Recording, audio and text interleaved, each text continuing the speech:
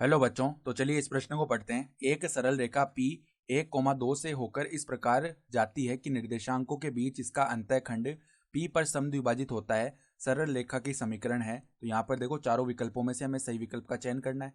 तो प्रश्न में आगे बढ़ने से पहले इस प्रश्न से संबंधित जो मुख्य उदाहरण है उसकी हम चर्चा कर लेते हैं। तो देखो, मुख्य उदाहरण क्या हो जाएगी। अंतःखंड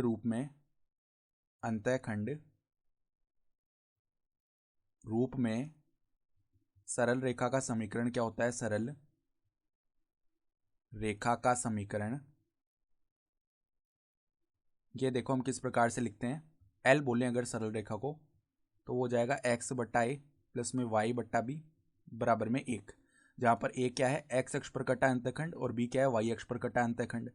तो हमें बताया गया है कि एक सरल रेखा जो है वो P 1,2 से होकर इस प्रकार जाती है कि निर्देशांकों के बीच इसका अंतःखंड P पर समद्विभाजित होता है। तो ये देखो, इस प्रकार का बिंदु P आएगा जिसके निर्देशांक 1,2 है। ठीक है, तो यहाँ पर मान लो ये बिंदु A है और ये बिंदु B है। B के निर्देशांक हमने 0, B बोल दिए। A के निर्देशांक क्या बोले एक बार, 1,0। तो हमें बोला गया है कि जो AB रेखाखंड है ना, ये P पर समद्विभाजित हो रहा है, यानी कि P मध्य बिंदु हो गया ना AB का। तो मध्य बिंदु के निर्देशांक क्या होते हैं, x1 प्लस x2 बट्टा 2, y1 प्लस y2 बट्टा 2।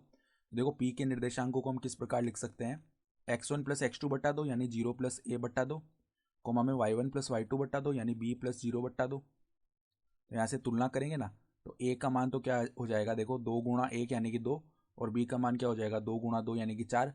तो अब देखो, अगर हम l बोले ना इस रेखा को, तो l का समीकरण देखो किस प्रकार से लिख सकते हैं। अब हम l का समीकरण आएगा x बट्टा में, देखो a का मान क्या है, 2 है, प्लस में y बट्टा b का मान 4 है बराबर में 1, यानी कि देखो लैसा लेंगे तो 4 आ जाएगा लैसे। तो यहाँ पर देखो 2x प्लस में y बन जाएगा बराबर में 1 है, यानी कि देखो 2x प्लस वाई बराबर में 4 गुणा 1 यानी कि 4 बन जाएगा।